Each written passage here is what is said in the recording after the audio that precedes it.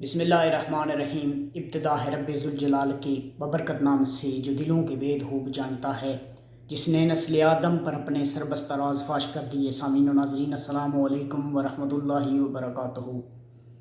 سامعین و ناظرین، اس آسمان دنیا نے ایسے ایسے چہرے بھی دیکھے جنہوں نے خدائی دعوے کیے، جنہوں نے کہا رزق ہم دیتے ہیں، زندگی ہم دیتے ہیں، موت ہم دیتے ہیں، لیکن وہ رہتی دنیا کے لیے عبرت بن گئے۔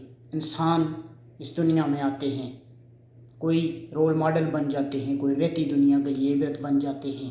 ہمارے اندر بھی بعض دفعہ فرعونیت جاگ جاتی ہے جب ہم ڈیلنگ کرتے ہیں کسی شخص کے ساتھ، کسی کمزور شخص کے ساتھ، تو ہم ذہن میں یہ سوچتے ہیں کہ یہ شخص ہمارا کیا بگاڑ لے گا، ہمیں کیا کر دے گا، لیکن وہ بہت خطرناک چیز ہے، کیونکہ اس کا معاملہ اللہ کی عدالت میں چلا جاتا ہے، جو مالک یوم الدین ہے، جہاں نہ کسی کی سفارش چلے گی، نہ کسی کی رشوت چلے گی، ماں باپ بہن بھائی کوئی بھی ہماری مدد نہیں کر سکے گا۔